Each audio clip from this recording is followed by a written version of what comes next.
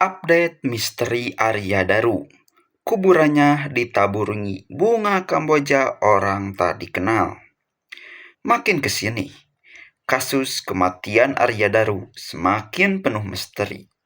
Sekarang malah menjadi horor. Kuburan almarhum tiba-tiba ditaburi bunga yang baru oleh orang tak dikenal. Simak beritanya sebagai berikut, guys. Jadi, sebuah makam tenang di Yogyakarta diterangi bulan separuh dan tiba-tiba bunga di atasnya diganti diam-diam oleh tangan tak kasat mata. Bukan pocong, bukan tuyul, tapi manusia biasa dengan niat luar biasa gelap.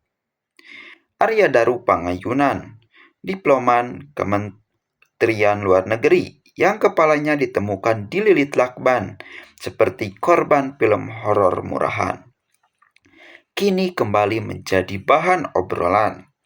Sayangnya, bukan karena polisi berhasil mengungkap kasusnya, melainkan karena makamnya diacak-acak seperti halaman belakang rumah kontrakan. Keluarga Arya langsung panik. Wajar ya, karena bunga di makam bukan sekedar bunga. Itu bisa jadi kode.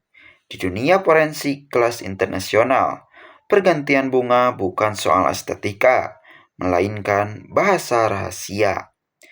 Kamboja, pesan kematian, mawar, pesan cinta atau dendam.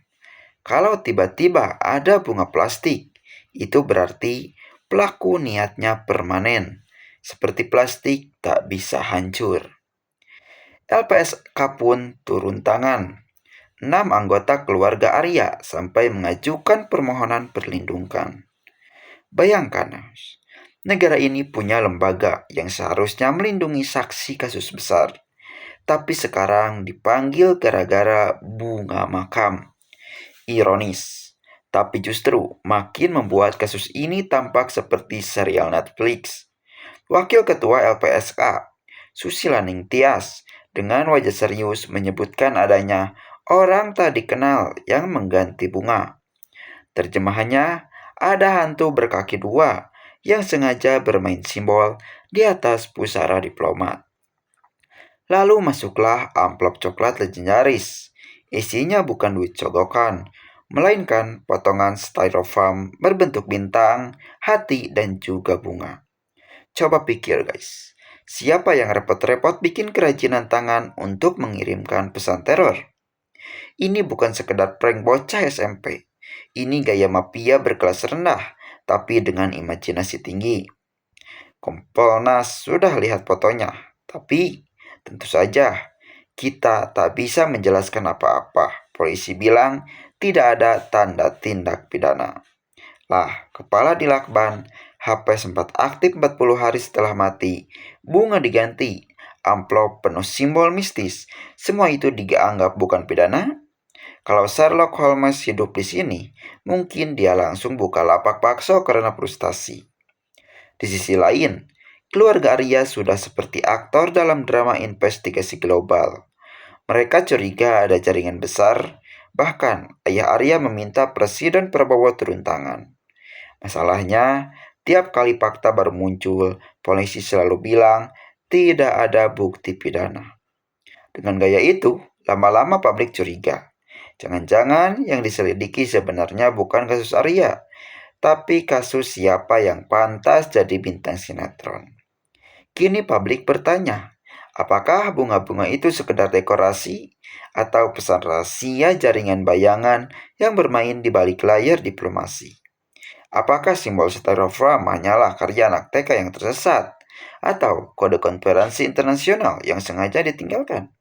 Yang jelas, misteri Arya Daru telah naik kelas. Dari kamar apartemen ke HP yang bangkit dari kematian, lalu ke bunga makam yang berganti sendiri. Satu-satunya yang tidak berganti adalah jawaban polisi.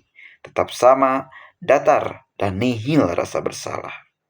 Pada akhirnya, kasus Arya Daru ini mengajarkan kita bahwa di negeri yang katanya menjunjung hukum, terkadang bunga di makam lebih vokal dari aparat berseragam dan simbol styrofoam lebih tajam dari pisau investigasi.